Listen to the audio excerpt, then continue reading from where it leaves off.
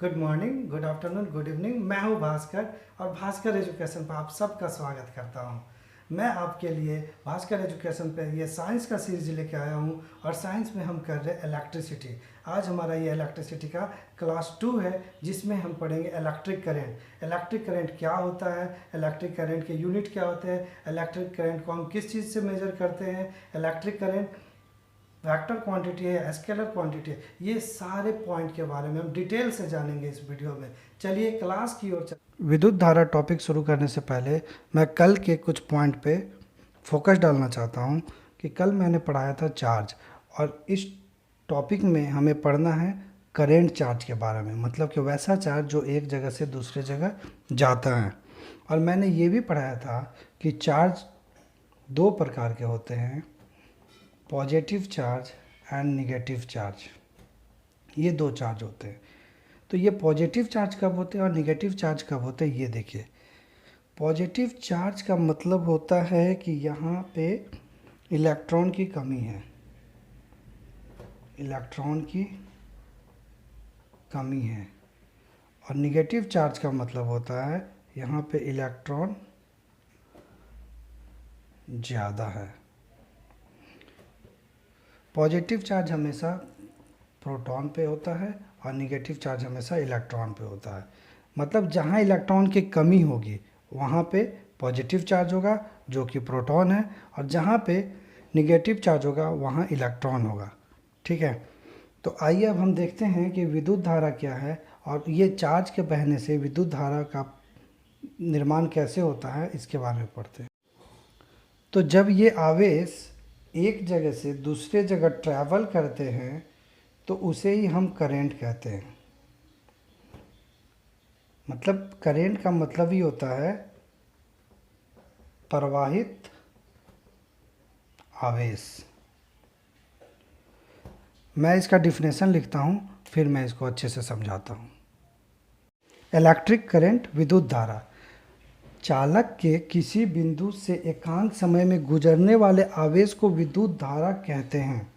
देखिए, इसको अच्छे से समझिए। सबसे पहले बात करता है चालक। चालक को हम कंडक्टर कहते हैं, और आपको मैंने कल बताया था कंडक्टर कोई मटेरियल है जिससे होकर करंट बह सकती है, चार्ज बह सकते हैं एक जगह से दूसरे जगह तक, उसे हम कंडक्टर कहते हैं। तो यहाँ पे मैं एक चालक का फिगर ड्रॉ करता हूँ। ये सपोज कीजिए कोई चालक है, ये चालक है और चालक का ये कोई पॉइंट है।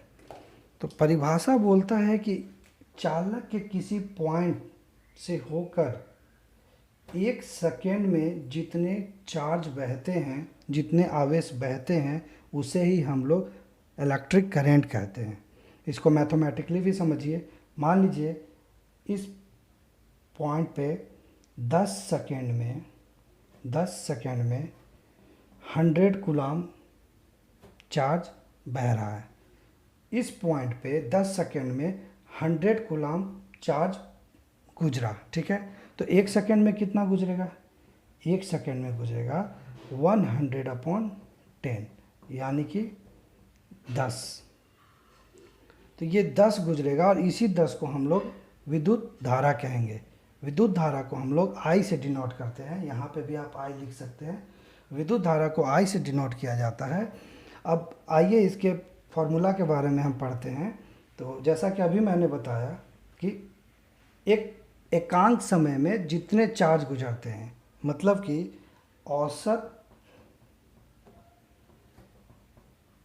विद्युत धारा इक्वल टू होता है किसी पॉइंट पर गुजरने वाला आवेश बटा में समय, एकांक समय। ठीक है, और मैंने अभी बताया कि विद्युत धारा को हम आई से डिनोट करते हैं, और ये एवरेज है इसीलिए मैं एवरेज लिख दिया, आई एवरेज। गुजरने वाला आवेश यानी कि Q, और समय यानी कि T। तो I इक्वल टू Q/T एक फार्मूला हमारा निकल के आता है। अब यहाँ पे हम देखते हैं कि विद्युत धारा का मात्रक क्या होता है। अब तक हमने देखा विद्युत धारा क्या होता है, विद्युत धारा का फॉर्मूला क्या है, विद्युत धारा को हम क्या चीज़ से प्रदर्शित करते हैं। अब हम पढ़ते हैं इसका एसआई मात्रक। एसआई मात्रक यानी कि यूनिट। तो अगर हम फॉर्मूला का बात करें तो फॉर्मूला हमारा है Q/T यानी कूलाम बटा समय। मैं दूसरा मार्कर ले लेता हूँ, कूलाम बटा समय। और ये कूलाम बटा समय को ही एम्पियर कहा जाता है, एम्पियर। और इसे ए से प्रदर्शित करते हैं। यानी कि अगर मैं बात करूं तो I = Q/T। Q को मैं लिख सकता हूँ, एकांक समय की बात हो रही है तो हम मान लेते हैं कि किसी पॉइंट से एक सेकंड में मात्र और मात्र एक कूलाम चार्ज गुजरा है, तो 1 कूलाम चार्ज अपॉन 1 सेकेंड। और इसी 1 कूलाम बटा 1 सेकेंड को हम लोग एम्पियर कहते हैं, 1 एम्पियर कहते हैं। ठीक है, तो कोई पूछेगा 1 एम्पियर क्या होता है, तो आप कह सकते हैं 1 एम्पियर 1 कूलाम अपॉन 1 सेकेंड के इक्वल होता है। ठीक है, तो यहाँ पे हम एसआई मात्रक कह सकते हैं एम्पियर। ठीक है और यहाँ पे देखिए, यहाँ पे भी हमने किया था क्या, यहाँ चार्ज बटा समय किया था, तो इसे भी हम एम्पियर ही लिखेंगे, 10 एम्पियर। ये हमारा करंट निकल के आ गया, I = 10 एम्पियर। ठीक है, अब हमने एसआई यूनिट का बात कर लिया। नेक्स्ट हम इसका एम्पियर का डिफिनेशन देखेंगे। आप एम्पियर का डिफिनेशन में अभी मैंने आपको जैसा फार्मूला से शो किया कि यदि किसी चालक में एकांक समय आप समझते हैं यानी कि 1 सेकेंड में 1 कूलाम आवेश प्रवाहित होता है, तो वह धारा का मान 1 एम्पियर होता है। इसको आप नोट डाउन कर लीजिएगा। एक बार मैं फिर से रिपीट कर देता हूँ। यदि किसी चालक में एकांक समय यानी कि 1 सेकेंड में 1 कूलाम आवेश प्रवाहित होता है, तो धारा का मान भी 1 एम्पियर होगा। ठीक है, अब हम चलेंगे कि विद्युत धारा का डायरेक्शन क्या होगा। चलिए इसे पहले मैं रफ करता हूँ, फिर उसे समझते हैं। अगर हम विद्युत धारा की दिशा की बात करें तो हमने यहाँ 2 पॉइंट लिख दिया है जो आपके लिए यूजफुल होगा कि बैटरी के पॉजिटिव टर्मिनल यानी कि धनात्मक सिरा से निगेटिव टर्मिनल यानी कि ऋणात्मक सिरा की ओर विद्युत धारा बहती है, या विद्युत धारा इलेक्ट्रॉन के गति के दिशा के विपरीत बहती है। तो ये दोनों पॉइंट आइए समझते हैं। ये हमारा चालक है। तो जब हम किसी कंडक्टर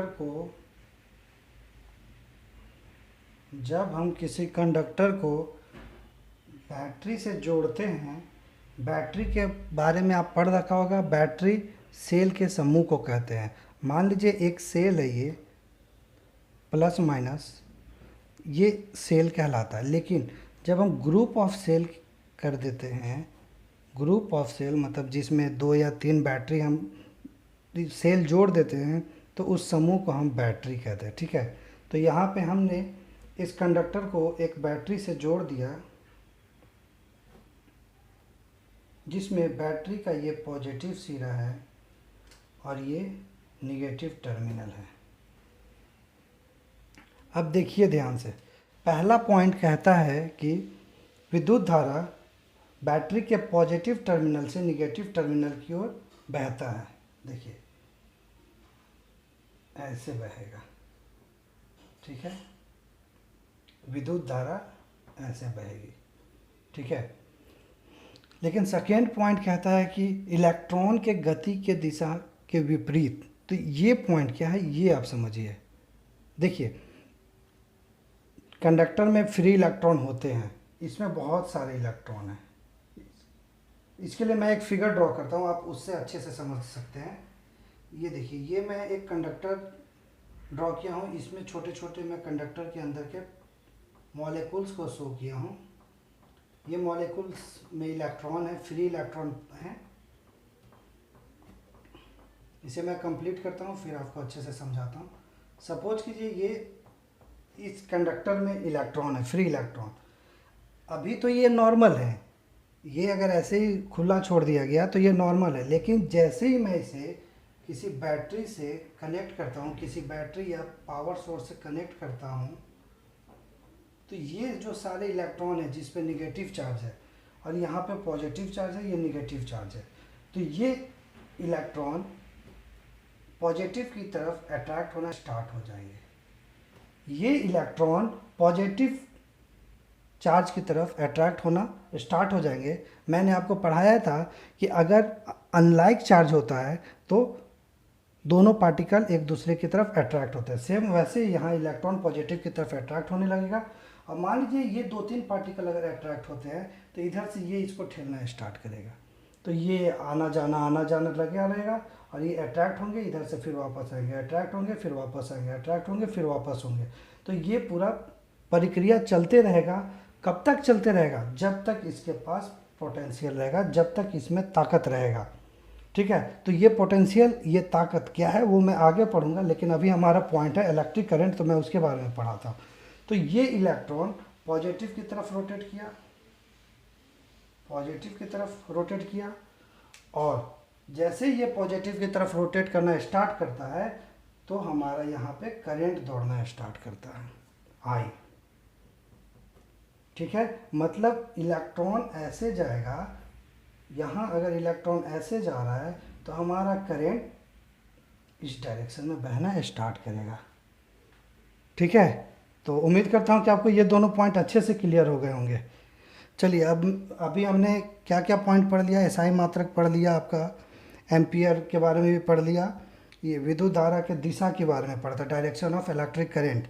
अब एक इम्पॉर्टेंट पॉइंट है जिसमें लोगों को काफ़ी कन्फ्यूजन रहता है कि इलेक्ट्रिक करंट सदिश राशि है या अदिश राशि है, वेक्टर क्वांटिटी है या स्केलर क्वांटिटी है। तो आइए अब हम उस पॉइंट को क्लियर करते हैं। चलिए, मैं पहले से रफ करता हूँ। तो इलेक्ट्रिक करंट यानी कि विद्युत धारा सदिश राशि है या अदिश राशि है, इसे जानने से पहले हमें ये जानना आवश्यक हो जाता है कि ये सदिश राशि और अदिश राशि होते क्या हैं। तो देखिए, सदिश राशि वैसे राशि हैं जिनके पास मैग्नीट्यूड हो और साथ में डायरेक्शन हो। मैग्नीट्यूड का हिंदी होता है परिणाम,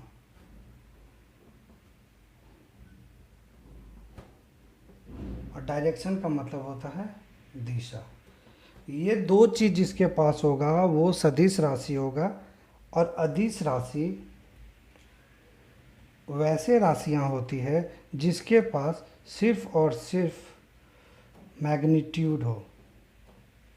जैसे एग्जाम्पल में आप टाइम ले सकते हैं, समय में आप देखते हैं कि घड़ी की जो ये कांटा है, ये मैग्नीट्यूड तो है इनके पास, 12 बज रहा है, 1 बज रहा है, 2 बज रहा है, लेकिन पार्टिकुलर कोई डायरेक्शन नहीं है। ये हमेशा चेंज होते रहेगा, क्लॉकवाइज एंटी क्लॉकवाइज ये चेंज होते रहता है। इसीलिए सिर्फ और सिर्फ इसके पास मैग्नीट्यूड है और समय एक अदिश राशि है। लेकिन अगर मैं सदिश राशि का बात करूं तो सदिश राशि का एग्जाम्पल हम बल को ले लेते हैं। बल यानी कि फोर्स। फोर्स में अगर हम कोई भी ताकत लगाते हैं, कोई भी फोर्स लगाते हैं, तो उसमें आपका कोई कार्य किसी एक पार्टिकुलर डायरेक्शन में होता है। तो उसमें फोर्स जो हम 5 न्यूटन, 10 न्यूटन, 15 न्यूटन या 0 न्यूटन कुछ भी लगा रहे हैं, 0.55 न्यूटन लगा रहे हैं, कुछ भी न्यूटन लगा रहे हैं, तो वो एक पार्टिकुलर डायरेक्शन में लगता है, तब जाकर उसे हम फोर्स कहते हैं। ठीक है, तो फोर्स के पास मैग्नीट्यूड भी होता है, डायरेक्शन भी होता है। तो इसीलिए आपका फोर्स सदिश राशि है। अब जब ये दो पॉइंट हम समझ गए तो इलेक्ट्रिक करंट कौन से राशि में आता है, तो 95% लोग कहते हैं कि इलेक्ट्रिक करंट है सो सदिश राशि आती है। ये वेक्टर क्वांटिटी, सदिश को इंग्लिश में वेक्टर कहते हैं एंड अदिश को इंग्लिश में स्केलर कहते हैं। ठीक है, तो 95% लोग कहते हैं कि इलेक्ट्रिक करंट सदिश राशि है, लेकिन हकीकत में इलेक्ट्रिक करंट सदिश राशि नहीं है। लोग सदिश राशि इसलिए कहते हैं क्योंकि उसके पास मैग्नीट्यूड है और डायरेक्शन भी है। अगर मैं वायर ऐसे डाला तो ये इस डायरेक्शन में फ्लो करेगा, अगर ये यहाँ पे प्लस है, ये माइनस है, तो इस डायरेक्शन में, मतलब डिपेंड करता है प्लस माइनस पे। वो एक ही डायरेक्शन में फ्लो करता है और उसके पास मैग्नीट्यूड भी है, 5 एम्पियर, 10 एम्पियर, 15 एम्पियर है मैग्नीट्यूड, लेकिन फिर भी वो सदिश राशि नहीं है, वो अदिश राशि है। और अदिश राशि क्यों है? कुछ तो उसमें अंतर होगा। तो हाँ, एक अंतर है जो कि बहुत कम लोगों को पता है। इसमें सदिश होने के लिए 2 पॉइंट नहीं, तीसरे पॉइंट की भी होना आवश्यक है। तीसरे पॉइंट मतलब सदिश योग के नियम का पालन करता हो। ये मैं पहले लिख देता हूँ, सदिश योग के नियम का पालन करता हूँ। इसे मैं रफ करता हूँ, एक सेकेंड। इसका मतलब क्या होता है पहले आप ये समझिए। देखिए, अगर कोई ऑब्जेक्ट पे हम फोर्स लगाते हैं, मान लीजिए इस डायरेक्शन में हम 5 न्यूटन लगाते हैं, ठीक है, और सेम इस डायरेक्शन में हम 5 न्यूटन लगाते हैं, तो यहाँ पे आप कह सकते हैं इस ये अगर पॉजिटिव है तो ये जस्ट इसका उल्टा है, इसको एन कर लीजिए, ये इसका जस्ट ये उल्टा है तो ये निगेटिव हो जाएगा 5 न्यूटन। और इसका जो नेट चार्ज, नेट फोर्स आएगा, नेट फोर्स जो आएगा वो आएगा 0। तो सदिश योग के नियम कहता है कि जब भी जिस ऑब्जेक्ट पे हम फोर्स लगाते हैं तो वो फोर्स अगर 0 आ जाता है, नेट फोर्स अगर 0 आता है, अगर फोर्स लगा रहे हैं तो नेट फोर्स 0 आना चाहिए। अगर कोई हम वोल्टेज दे रहे हैं तो वो वोल्टेज भी 0 आना चाहिए, अगर उसका हम नेट का बात करें तो, तब वो जाकर सदिश राशि होगा। लेकिन इलेक्ट्रिक करंट में ऐसा नहीं होता है। इलेक्ट्रिक करंट, देखिए आपके घर की वायरिंग का एग्जांपल लेते हैं। आपका ये सपोज कीजिए आपका फेज और न्यूट्रल आया है, ठीक है, न्यूट्रल तो हर जगह दौड़ता है, फेज का ही हम बात करेंगे। ये आगे जाकर, ये मान लीजिए मेन बोर्ड से आ रहा है तो आगे जाकर ये 2 पार्ट में टूट गया। अब आगे 2 पार्ट में जाकर घर के एक सिरे की तरफ ये चला गया और घर के एक सिरे की तरफ जाकर ये 2-3 पार्ट में टूट गया। सेम ये भी 2-3 पार्ट में टूट गया, ठीक है। मान लीजिए यहाँ से जो करंट जा रहा है वो टूटकर कुछ इधर चला गया, कुछ इधर चला गया। 10 एम्पियर है तो 5 एम्पियर इधर चला गया, 5 एम्पियर इधर चला गया। तो ये टूटते जा रहा है, टूटते जा रहा है, लेकिन इसका अगर हम नेट करेंगे I1 I2 प्लस I3, अगर I1 equal to I2 plus I3 करेंगे तो ये कभी 0 नहीं होगा, ठीक है। ये 0 कभी नहीं होगी, ये हमेशा टूटते जाएगा और इसकी वैल्यू कभी भी नेट 0 नहीं होगी, जिसके कारण हम कहते हैं कि ये इलेक्ट्रिक करंट सदिश राशि ना होकर सिर्फ अदिश राशि है। ये प्रॉपर्टी शो नहीं कर पाता, जिसके कारण ये अदिश राशि है। उम्मीद करता हूँ कि आपको ये समझ में आया होगा। अब एक पॉइंट इसमें रह गया है कि विद्युत धारा यानी कि इलेक्ट्रिक करंट को हम मेजर कैसे करते हैं। तो पहले इसे रफ करता हूँ मैं। विद्युत धारा को मापने वाला यंत्र, यानी कि किस इंस्ट्रूमेंट के थ्रू हम विद्युत धारा के मान या वैल्यू को हम मेजर करते हैं कि विद्युत धारा कितना एम्पियर फ्लो कर रहा है। तो जिस विद्युत धारा को मापने वाला जो इंस्ट्रूमेंट है उस इंस्ट्रूमेंट को हम लोग एमीटर कहते हैं।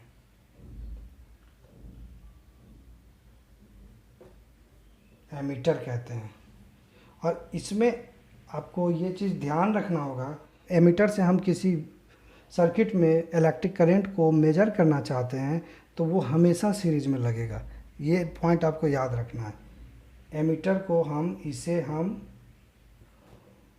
हमेशा श्रेणी क्रम में संयोजित करते हैं। यानी कि एमीटर को हमेशा हम सीरीज कनेक्शन में कनेक्ट करते हैं, ठीक है। अब सीरीज कनेक्शन का मतलब क्या हुआ कि सपोज कीजिए कि ये बैटरी है,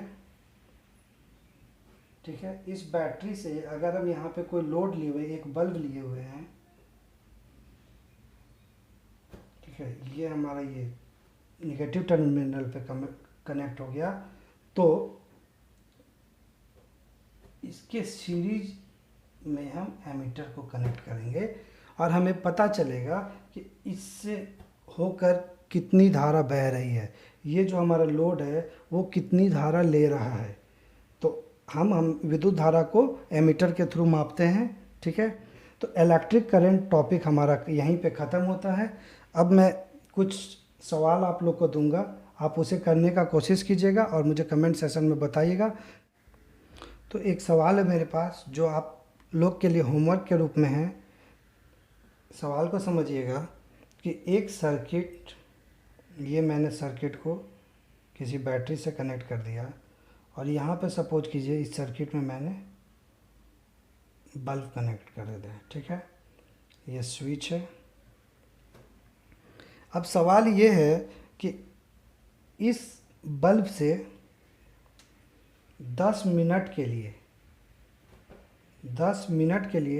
0.5 एम्पियर विद्युत धारा बह रहा है।